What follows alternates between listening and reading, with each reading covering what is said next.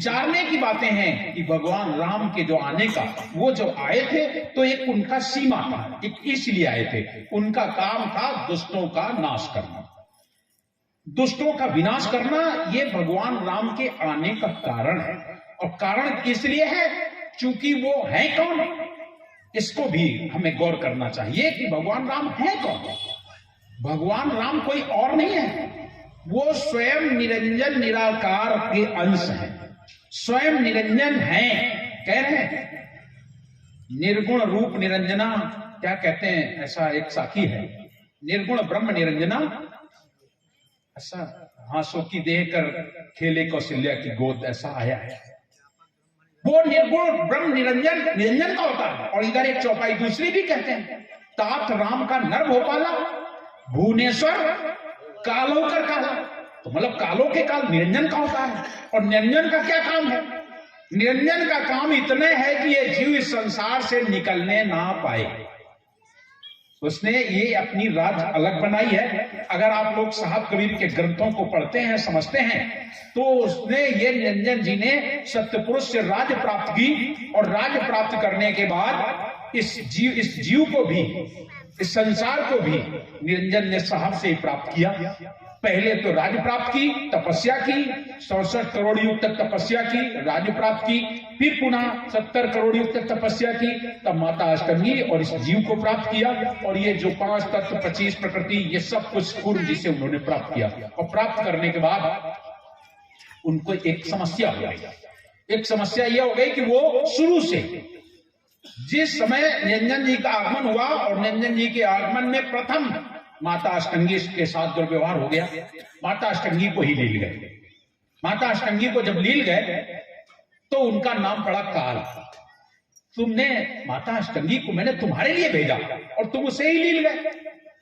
साहब आए निकालने के लिए, योग दंड से साहब ने उनको निकाला। कोई वाला लाठी डंडा नहीं थी, नाम है योग दंड, लेकिन है क्या शब्द। शब्द ही मारा गिर पड़े, शब्द ही छाड़ा राज, जिन जिन शब्द विवेक किया तिनके सरगे काज। सदगुरु मारा खींच के शब्द सुरंगी बाण, मेरा मारा फिर जिवे हाथ में गांव कमान। तो शब्द से जैसे चोट पहुंचाई तो निरंजन जी ने अद्या महामाया को निकाल दिया।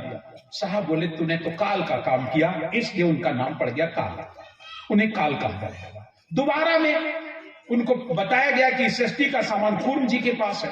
तो जा करके कूर्म जी के पास पहुंचे, और बड़े अहंकार से पहुंचे। हैं छोटे, कूर्म जी बड़े हैं, और वहां पर मर्यादा के खिलाफ हो गए। हमारे साथ कहते हैं बिन मर्यादा भक्त नहीं होई, मिट जा साधु सेवक कोई। मर्यादा बहुत बड़ी चीज है, हमें मर्यादा करना चाहिए। संसार में रहते हैं तो यहाँ संसार में भी हमें मर्यादा, ये संसार में ही मर्यादा है। यहाँ संसार में एक दूसरे की मर्यादा करना हमारा परम धर्म है। आप लोग जिस दिन मर्यादा भूल जाएंगे, आप फिर कुछ भी, किसी की भी पूजा करें, आप कभी ईश्वर को नहीं प्राप्त कर सकेंगे। सबसे बड़ी भक्ति प्रथम मर्यादा। आप अपनी मर्यादा को हमेशा याद रखें, हनुमान जी की तरीके से। हनुमान जी से भगवान राम ने एक दिन पूछा, भगवान राम बोले हनुमान एक बात पूछूं? बोले पूछिए भगवान। बोले केवल इतना बताओ कि तुम्हारे में और मेरे में अंतर क्या है, तुम में और मेरे में क्या अंतर है। भगवान राम प्रश्न जैसे किए तो हनुमान जी थोड़ा मन में संकुचित भी हुए, फिर हाथ जोड़ के बोले सच बताओ। भगवान बोले इसी तो लिए पूछ रहा हूं, सच सच बता कि तुम्हारे में और मेरे में अंतर क्या है। तो उन्होंने सीधे बताया कि भगवान हमारे में और तुम्हारे में कोई अंतर नहीं, जो तुम हो वही मैं हूं, जो मैं हूं वही तुम, मेरे में तुम्हारे में कोई अंतर नहीं। भगवान राम बड़े खुश हुए, सीने से लगा लिया, शाबाश हनुमान, बहुत अच्छी बात, तुमने एकदम सच बताया कि मेरे में तुम्हारे में कोई अंतर नहीं। लेकिन भगवान जब बैठ गए, हनुमान जी बैठ गए, फिर सोचा ये तो संसार बड़ा विचित्र है। हनुमान जी फिर खड़े हो गए और हाथ जोड़ के बोले भगवान एक बात कहें? बोले कहो। मेरे में और तुम्हारे में कोई अंतर नहीं, लेकिन एक बात है। क्या? हमारे में तुम्हारे में अंतर कोई नहीं है, लेकिन इस संसार में रह करके तुम स्वामी और हम सेवक बैठेंगे यही नीचे। ऐसा नहीं कि हम आपके बराबर हो गए तो इसका मतलब हम तुम्हारे बराबर बैठ जाया करके। अगर हम ऐसा करेंगे तो संसार में सब मर्यादाएं खत्म हो जाएंगी। फिर कोई भी सत्य और असत्य का निर्णय नहीं कर पाएगा। जहां पर एक शराब पीने वाला भी बैठेगा और वहां एक तपसी भी बैठेगा, दोनों बराबर बैठेंगे, क्या हो सकेगा? क्या हो सकेगा?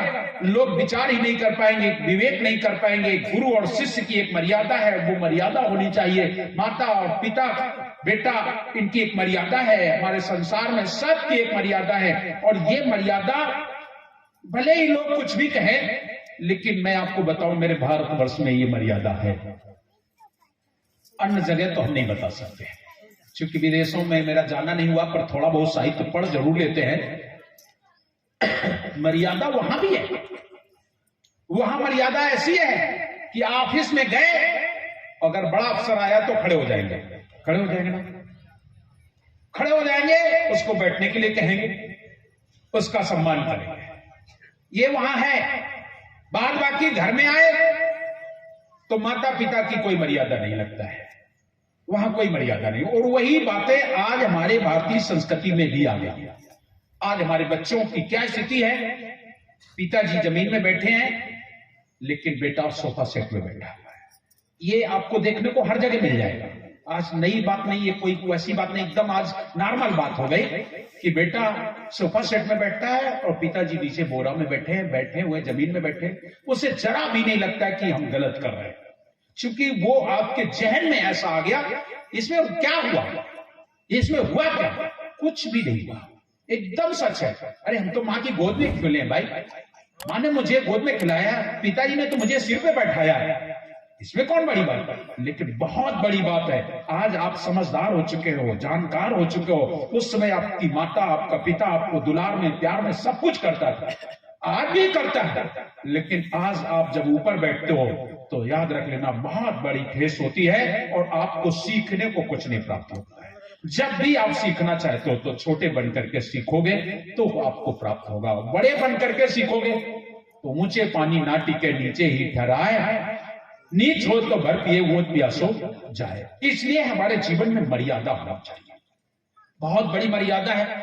और ये भारत में ही है और रहेगी, ऐसा नहीं कि खत्म हो जाएगी। भारतवर्ष में ही एक बेटा अपने माता पिता के चरण स्पर्श करता है। ये केवल भारतीय संस्कृति में पाया जाता है, विदेशी सभ्यता में नहीं। विदेशी सभ्यताओं में भी वही मुसलमान जैसा हाल है। मुसलमान लोग अपने माता पिता के पैर नहीं छूते हैं, बस वो अस्सलाम वालेकुम, बस हो गया, हो गया।